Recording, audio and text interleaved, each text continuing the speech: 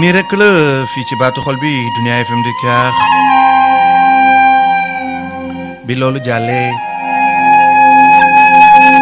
suñu ñëwaatee ci Mohamed Rafi ba mu ñëwee Mumbai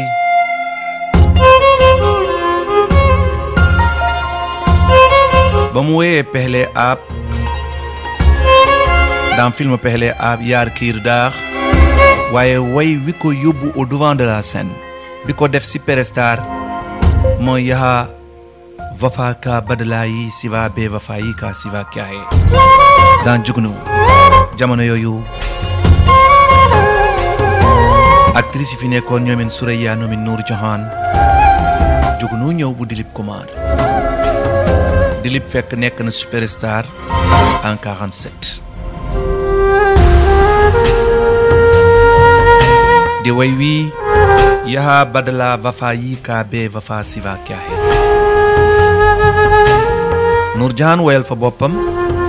parce que jamono yooyu looloo xewoon ñu comp ca loolu tuuti क्या है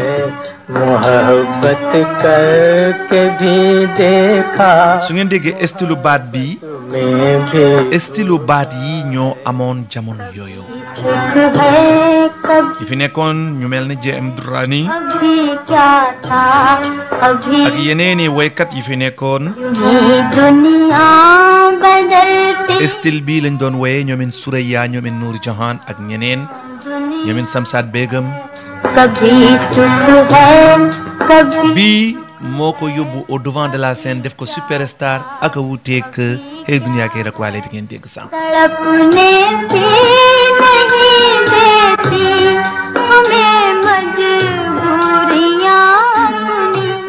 balaa ñu ñëw ci beneen way ñu dégluwaat Rajinder Kumar moom aussi jot na expliqué nee na siècle bu nekk ak ña cay xew am na ku ñuy waxee Tansen ci jamonoom siècle bu njëkk ba avant ñoom Rafi moom la àdduna bi yëpp doon wax moom rek moo fi ne waaye Rafi na mu ñëwee aussi Rajinder Kumar wax ci nee na moom aussi comme ni ko daram waxee sànq que képp ku mu jàpp di la woyal day mel na ka ne rek que Rafi en personne moo dugg ci waa ji nekk kooka Rajinder Kumar ñu déglu ko Rajinder Kumar Rafi साहब के बारे में क्या बात करें रफी साहब हमारे जमाने की एक ऐसी हस्ती रहे हैं जिनकी तारीफ में कुछ कहना चाहें तो लफ्ज बड़ी मुश्किल से मिलते हैं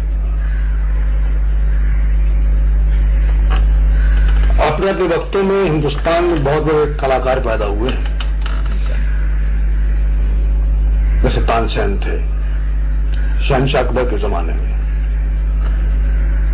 इसी तरह हमारी फिल्म इंडस्ट्री में एक जो तानसेन पैदा हुए वो थे रफी साहब इतना अच्छा गाते थे वो आप लोग अच्छी तरह जानते हैं हजारों गाने गाए उन्होंने हर फिल्म के आर्टिस्ट के लिए गाने गाए खूबी ये थी कि वो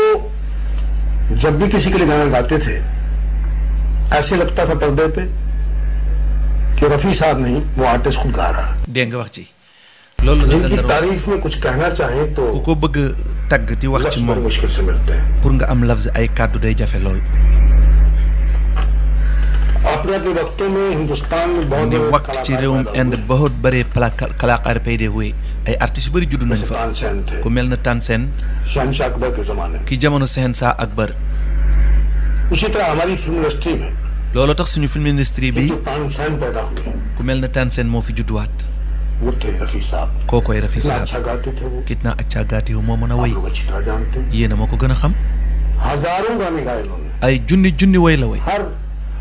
फिल्म के आर्टिस्ट के लिए गाने गाए woyal na artiste yépp खूबी ये थी कि li gën a rafet ci moom जब भी किसी के लिए गाना गाते थे su woyal kenn ci acteurs yi ऐसे लगता था पर्दे day पे mel na que ne कि रफी साहब नहीं bu Rafi mooy way artiste bi mooy way ñu yóbbu fenn fa mu woyaloon Rajinder Kumar ñu ànd déglu Teri Teri Pyari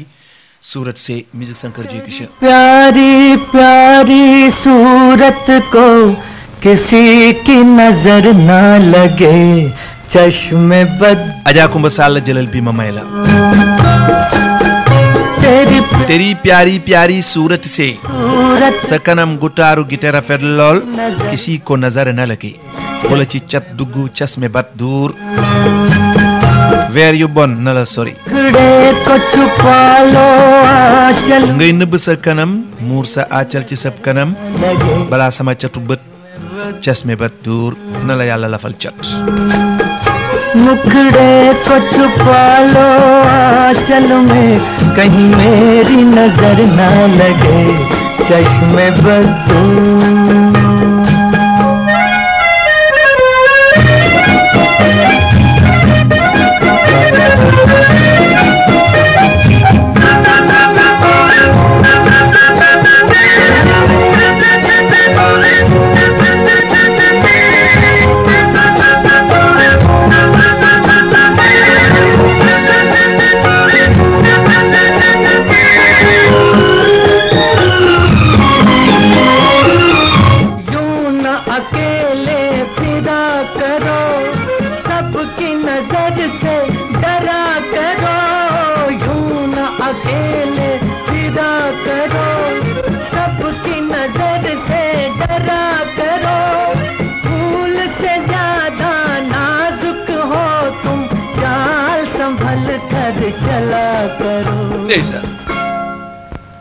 जुल्फों को गिरा लो गालों पर मौसम की नजर ना लगे चश्मे बदू तेरी प्यारी प्यारी सूरत को तेरी प्यारी प्यारी सूरत को yemul fofu mok Rajinder Kumar ñu ngi fatali ko yaad na jaaye biite di noose neexon lol जो दिल क्यों बुलाए उन्हें दिल क्यों बुलाए दिल एक मंदिर batay mok Sankar J Kishan ñi ngeen déggoon semaine bee ma di wax ci ñooñu ndeysaan en 1963 li nekk li marqué woon àddina bi yëpp दिन जो पखेरू होते पिंजरे में मैं रख लेता दिन जो पखेरू होते पिंजरे में मैं रख लेता पालता उनको जतन से पालता उनको जतन से मोती के दाने देता सीने से रहता लगाए याद न जाए बीते दिनों की जाके न आए जो दिन दिल क्यों बुलाए उन्हें दिल क्यों बुलाए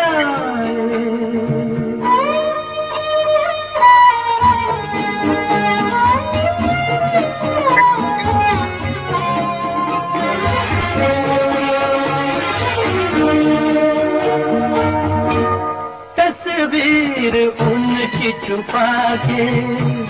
रख दूं जहाँ जी चाहे तस्वीर उनकी छुपा के रख दूं जहाँ जी चाहे मन में बसी ये मूरत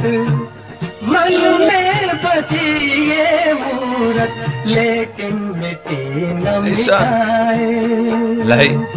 कहने को है वो पराए याद न जाए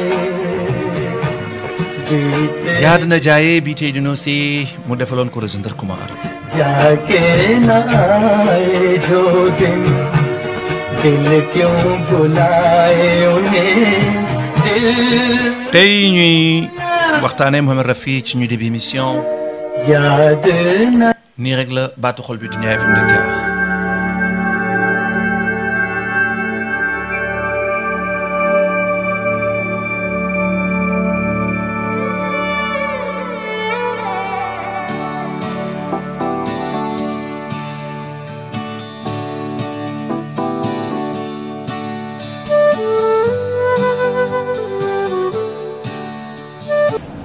and हम लोग सब artistes वगैरह साथ में थे. fii Amitabh Bachchan day wax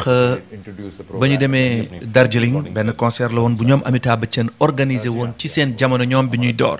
jamono bi ñuy tourné Amar ak Barantoni. Rafi साहब waa ji nag muy expliquer nanu organisé woon seen soirée bi war a nekk ñaari fan artiste bi ñu jëloon kenn ki Rafi la बहुत ही शांत स्वभाव उनका. keneen ki nag kenn la ku siiw ci industrie cinéma indien bi moom day nëbbu turam mais man xam naa ko dafa bëri ay fans fii Sénégal duma ko tudd mais kooku jotul woon dafa trahir woon ñëwut woon. very simple man. léegi nag Amitabh Bachchan di expliquer bi Rafi ñëwee premier jour bi tëgg la lendemain mu dem ba ñibbi bay jël avion ñu dabi ko ne ko kat kooku dafa déclaré du ñëw tegu ci baat dafa wàccaat tëggal leen beneen fas ba ci loolu lay wax nii ñu ànd bàyyi dialogue bi dem ngeen déglu ko. so caring. Rafi साहब के बारे में कुछ अगर आप कहना रफी चाहें। साहब बहुत ही सज्जन पुरुष. इतना सज्जन पुरुष मैंने इंडस्ट्री में किसी को देखा ही नहीं. dégg nga gisuma kenn ku mel बहुत ही ci शांत industrie bi. स्वभाव उनका और बहुत ही so caring and so lovable. No airs about him. Very simple man and just so kind-hearted. मैं मुझे एक इंसिडेंट याद है About रफी साहब। रफी साहब जी हाँ। हम लोग एक शो लेकर के गए, कॉन्सर्ट लेकर के गए सिलीगुड़ी दार्जिलिंग के पास. उसमें रफी साहब was the main attraction and हम लोग सब आर्टिस्ट वगैरह साथ में थे. ज़्यादा कदा स्टेज पे जाते थे, introduce the program and then come out. 2 दिन का कार्यक्रम था. रफी साहब को एक दिन बुलाया था और दूसरे दिन एक और सिंगर को बुलाया था. वो किन्हीं वजहों से वो नेक्स्ट डे वो दूसरे सिंगर आए नहीं, तो हमने कहा हमारा तो शो खत्म हो जाएगा क्योंकि कोई गायक था नहीं. और जब सुबह हुई तब पता चला कि तो आ नहीं रहे हैं, अब क्या करें. और रफ़ी साहब जो थे वो अपनी फ्लाइट पकड़ के वापस जा रहे थे. I remember that we all ran to the airport, drove many miles. We charged into the airport. We discovered that he has already sat in the plane. The plane was starting up. We requested with folded hands the ATC, said, please can we go and just speak to him for 2 seconds? And they gave us permission. And we ran into the aircraft and we told Rafi साहब ऐसे हो गया है,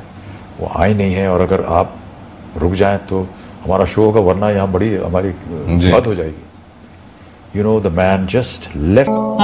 ndeysaan ñu déglu bi daal di continuer. Awa Ndiaye Mariama Ndiaye yéena ko moom fii Rafek Lata la ndeysaan. Lata mi waxoon bi Rafi génnee àddina siècle musique indu jeex na. nee na xob yi ak doomi garab yi ñu tiim ñoo xam sunu mbiru mbëggeel maak yow. xaal xamaara jaani patta patta buuta buuta.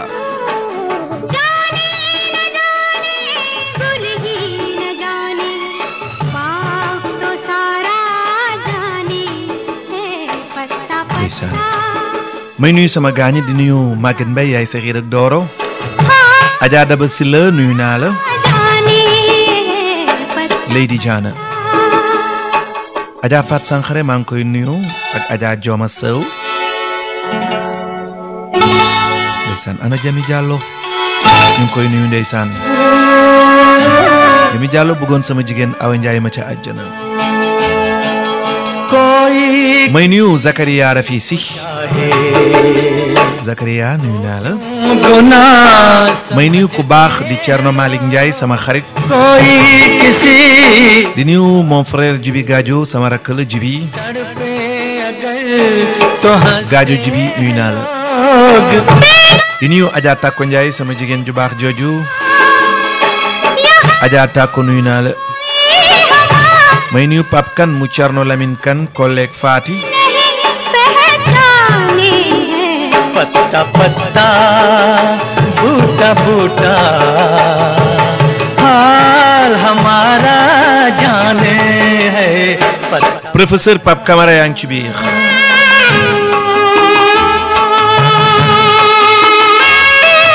képp ku bëgg Amitabh Bachchan ñoomin Astulo. bii mooy premier film Amit Jaya après Zanjir.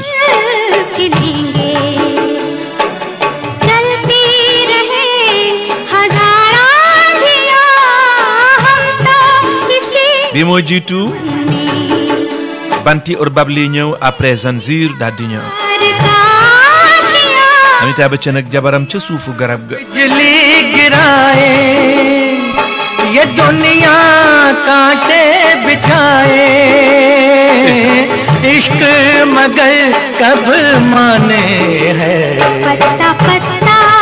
Patta Patta Buta Buta musique Laxmi Kant Pyare Lal हाल हमारे Pyare Lal ndeysaan है पत्ता पत्ता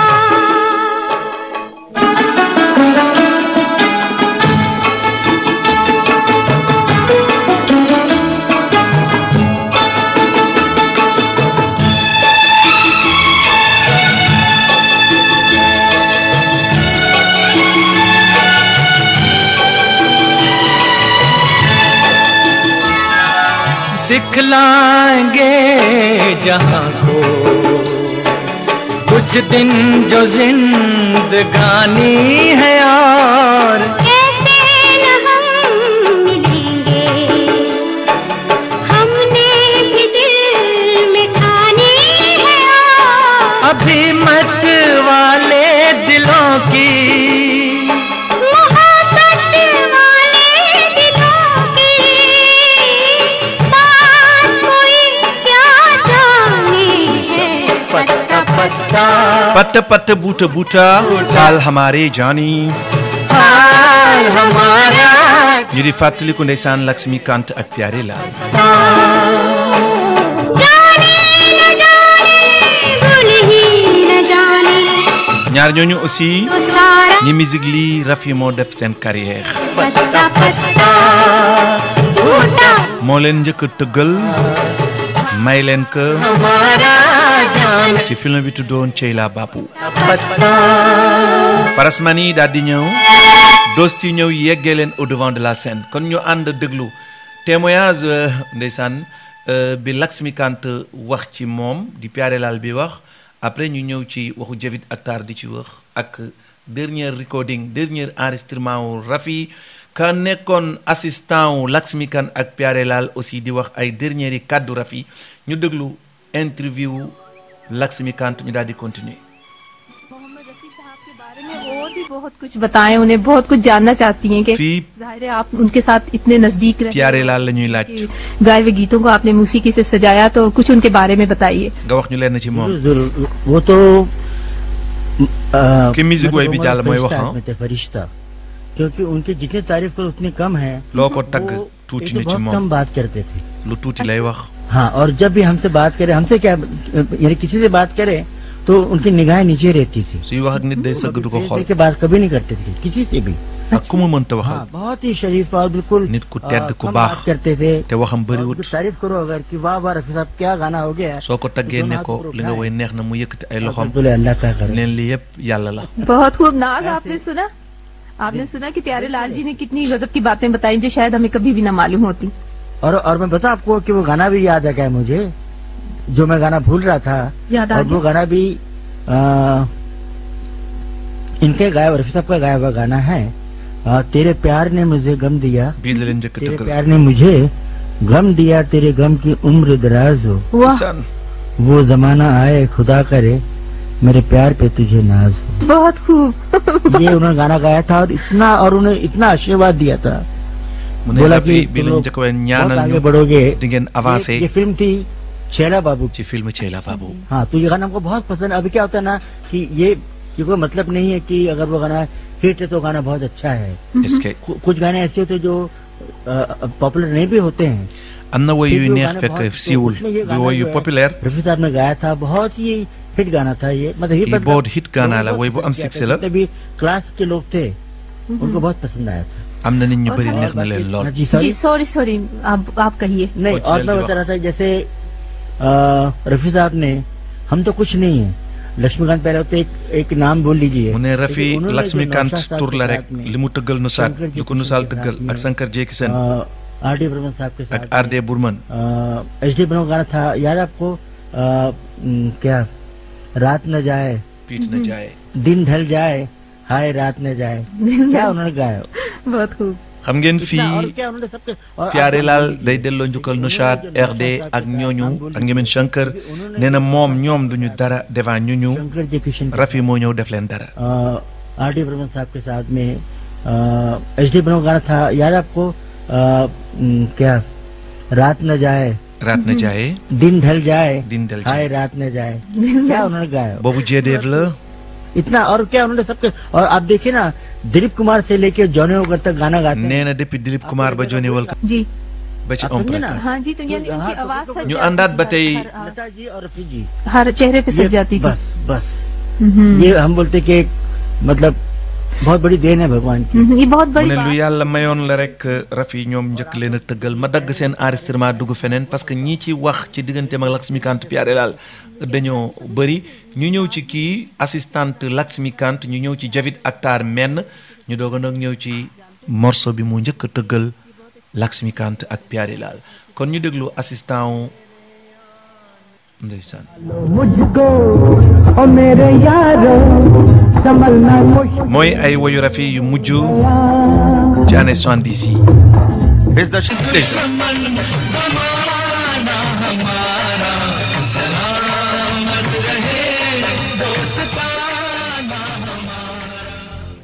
dégg nga 31 जुलाई 1980 की रात मोहम्मद रफी को guddi दिल का 31 juillet la Mohamed Rafi génn àddina हमेशा के लिए शांत हो गई। संगीत के लिए जीने और मरने वाले रफी साहब मौत के कुछ ही घंटे पहले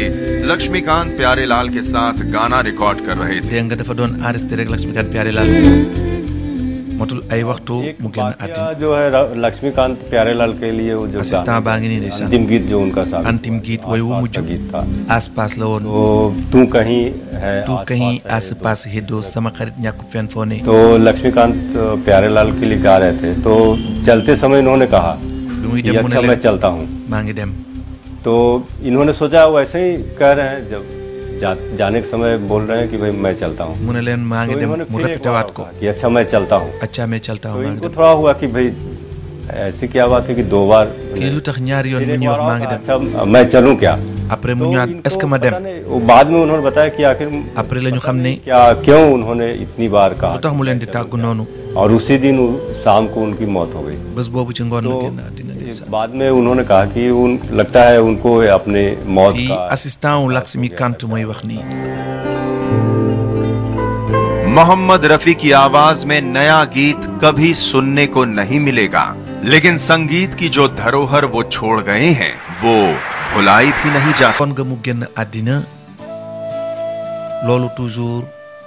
Laxmikant daana woon wax ne loolu daf ko doon touché pourquoi isaara maanaam junj googu Rafi doon def ñoom mënuñu woon xam lan la signifié Laxmikant daf ko doon wax toujours ci ay interview am fii nag waa ji loolu la jot a expliqué ma delloowaat ko bàyyi ñu déglu ko carrément ngir ñi ko ci bëgg di xam carrément उसी दिन शाम को तब आते कि दो बार तो इन्होंने अब एक वाकया जो है लक्ष्मीकांत प्यारेलाल के लिए वो जब गाने गए थे अंतिम गीत जो उनका साबित हुआ जो आसपास का गीत था तो तू कहीं है आसपास है दोस्त इस तरह के गीत थे तो लक्ष्मीकांत प्यारेलाल के लिए गा रहे थे तो चलते समय इन्होंने कहा कि अच्छा मैं चलता हूँ तो इन्होंने सोचा वैसे ही कह रहे हैं जब जाने के समय बोल रहे हैं कि भाई मैं चलता हूँ तो इन्होंने फिर एक बार और कहा कि अच्छा मैं चलता हूँ तो इनको थोड़ा हुआ कि भाई ऐसी क्या बात है कि दो बार तो फिर एक बार और कहा अच्छा मैं चलूँ क्या तो इनको पता नहीं वो बाद में उन्होंने बताया कि आखिर पता नहीं क्या क्यों उन्होंने इतनी बार कहा कि मैं चलूँ क्या और उसी दिन शाम को उनकी मौत हो गई तो बाद में उन्होंने कहा कि लगता है उनको अपने मौत का एहसास हो गया था क्या हुआ था nii la demee मोहम्मद रफी की woy bi mu mujje woyal Laxmikant ak Piarelal ci ngoon googu woy bii la woon tout kahi as pass hedost आने की आस है दो xarit yaakaar di nga ñëw sama pir udaas ngoon gi may toog wéet triste udaas hedost yow sama xarit महकी महकी फिजा lii la mujjee way ci àddina ñu déglu ki nga xam ne moom mooy Javed Akhtar. kuy Javed Akhtar ku ngeen xam ku ngeen ràññee. Javed Akhtar daa ngeen woon gis affiche cinéma yi ñu bind Salim Javed. Salim mooy papay Salman Khan, Javed mooy jëkkëru Sapna Azmi. ñaar ñooñu ñoo bind histoire Soolaay Yaadun ki Bharat Sitaawar Gita. yaakaar naa lu nit tuuti nopp dégg nga Soole kooku buy def témoignage ci Rafi di ci wax lu ñuy bàyyi considéré ko lay doon. te am nañ fi ay interview yu bari yu mu def ci Rafi waaye bii lañ ciy njëkk a teg bu muy wax ci diggante Laxmikant ak Pyare Lal avant ñuy ñëw ci way wi nga xam ne moom la Rafi njëkk a tëggal sama gaa ñoo ñëw di Laxmikant ak Pyare Lal te ñoom ñaar ñoo ëpp aussi lu nu tëggal Rafi bu nu yaakaar ne Naushad la ou Shankar Jaikishan ou R.D. Burman parce que moom rek tëggal na Rafi luy tolloog ñeenti junni way 4000 kon ñu déglu ni mu koy waxee ci indi मोम जावेद अख्तर इनके साथ रफी साहब ने मैक्सिमम गाने गा कुछ ऐसा लगता है कि ओपी नैयर या Naushad yaakaar ne Open Nayer wala Sankey Jackson इतने बरसों ñooñu ni ñu yàggee ak moom démb नहीं déedéet सबसे ज्यादा गाने रफी साहब के हैं ñi gën a tëggal Rafi mooy Laxmikant Pyare Lal 369 सॉन्ग और उनमें से 186 सोलो लक्ष्मीकांत प्यारे लाल की जिंदगी का जो पहला गाना था c'est un premier पहला गाना वही तेरे प्यार ने मुझे गम दिया तेरे गम की उम्र दराज हो वो जमाना आए खुदा करे मेरे प्यार पे तुझे नाज हो ये गाना रफी साहब का सोलो था ये पहला गाना था और रफी साहब ñun bi ñu nekkee xale dañu yaakaaroon ne film Dosti la waaye Dosti ci lañu xamee Laxmikant ak Pyare Lal इसलिए कि दोनों म्यूजिशियन थे तो जाहिर है रफी साहब की कितनी रिकॉर्डिंग्स में ये लोग मौजूद रहे होंगे तो पहचानते थे रफी साहब तो जब ये म्यूजिक डायरेक्टर बने एक टीम बना mu ne ñooñu bi ñu nekkee ay assistant ay musique directeur di jàng toujours dañu gis Rafi का पहला गाना है Rafi ne leen seen première way la duma leen fayeeku muy way bi tere प्यार ने मुझे गम दिया तेरे गम ने मुझे उम्र दराज हो अजीब इत्तेफाक है mu ne coïncidence bu yéeme Laxmikant प्यारे लाल Laxmikant ak Pyare Lal seen première way Rafi la गाया था और रफी की जिंदगी का आखिरी गाना dernier wayu Rafi ci dundam te wayal na leen li ëpp 4000 ñeenti junni way वो कंपोज किया था mu composé leen ko composé Laxmikant Pyare Lal yérista bii wóllare bii xaritoo दोस्ती ही की बात कर लीजिए su ma tuddee xaritoo yóbbu ñu film Dosti लाल का नाम संगीत के आसमान पे लिख nga दिया xam na ne film bi yóbbu Sangeet ke Asmaan seen musique yóbbu ko ba ca kaw asamaan और उसमें super hit film Dosti muy film bi fii dafa laajub delloo mu gën a leer compose किया था लक्ष्मीकांत प्यारे लाल ये कंपोज किया था लक्ष्मीकांत प्यारे लाल mu composé lool yérista bii relation bii xaritoo फिर दोस्ती ही की बात कर लीजिए su ma waxee xaritoo Laxmikant प्यारे लाल Laxmikant Pyare Lal नाम संगीत के आसमान पे लिख yóbbu दिया एक एक गाना turu Laxmikant ak Pyare Lal ba ca kaw asamaan super hit super hit Rafi साहब काहे मनवा दुख की चिंता क्यों सताती है दुख तो अपना साथी है कोई जब राह न पाए मेरे संग आए के पग पग दीप film Ceyla Babou génn en 1967 xool leen loolu nu mu tardé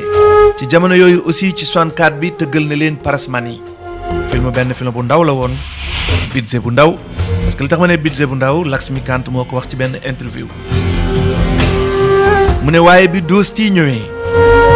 ci 1964 boobu déglootuñu benn wala way bu dul film Dosti ñëpp xamee leen ci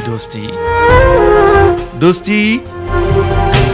ak la mu jàkkaarloo woon film bi nekkoon gros budget bi gën a màgg ci atum 1964 di film Sangam ñi defar Dosti ay réalisateur yi nga xam ne ay débutants lañu te amuñu mënuñu Dosti nekk budget bu ndaw Rafi ne leen koo yaakaar yàlla la yaakaar nañ dem ñu jox ca lata benn way li ci des yépp Rafi la woon waaye Rafi lii la njëkk a woyal Laxmikant ak Pyare Lal ñu bàyyi loolu dem ñu ñëwaat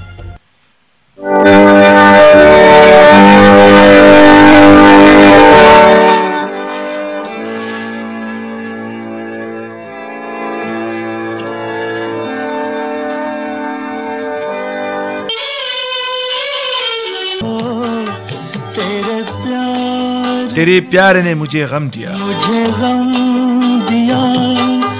तेरे गम की उम्र दराज हो वो ज़माना आए खुदा करे मेरे प्यार पर तुझे नाज हो तेरे प्यार ने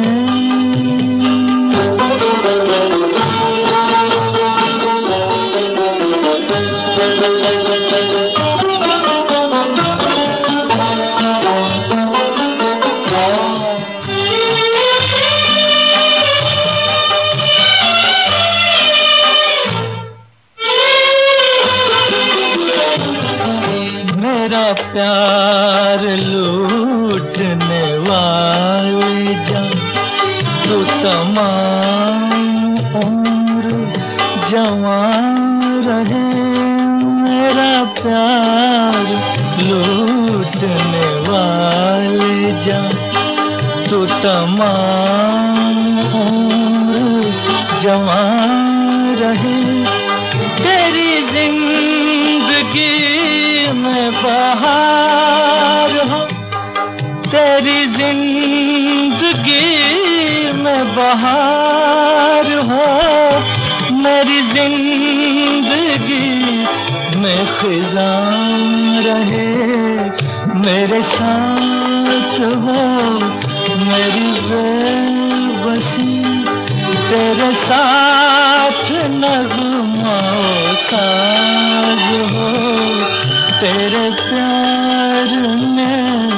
मुझे गम दिया तेरे गम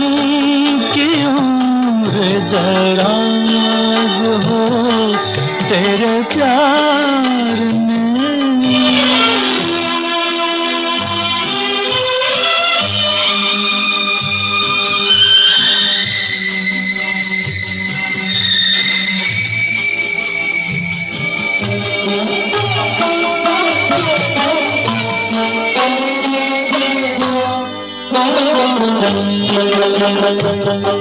कहीं और चल मेरे दिल यहाँ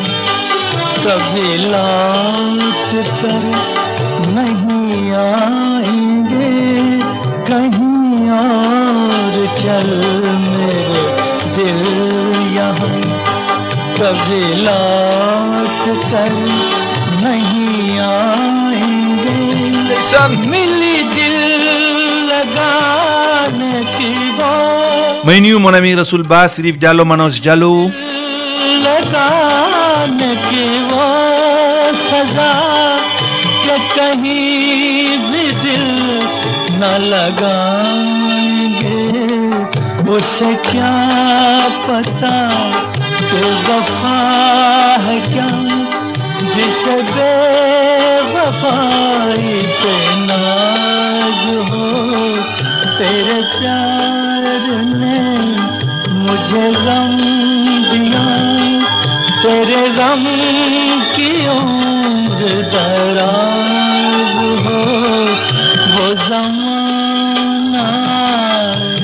खुदा वो ज़माना आए खुदा करे मेरे प्यार पर तुझे ना मेरे प्यार तुमसे नाज हो dana fier ci sama mbëggeel que ne yow laa bëgg woon ci jamono yooyu Rafi साहब की और उनकी कुछ थोड़ी अनबन हो गई थी mu ne lata ne man ñàkk naa sens ci àddina ci lenn mës naa werante rek ak moom Rafi साहब कह रहे थे कि हम तो पैसा ले te sax du jote werante la woon क्यों ले लता ने कहा नहीं बहुत सारे ऐसे सिंगर्स हैं जो कहते हैं रॉयल्टी मिलनी चाहिए तो इस पर थोड़ा सा झगड़ा नहीं हुआ, थोड़ी सी खींचातानी हो गई, लेकिन लता ने ये भी कहा कि साहब रफ़ी साहब जैसे आदमी बहुत कम थे दुनिया में, वो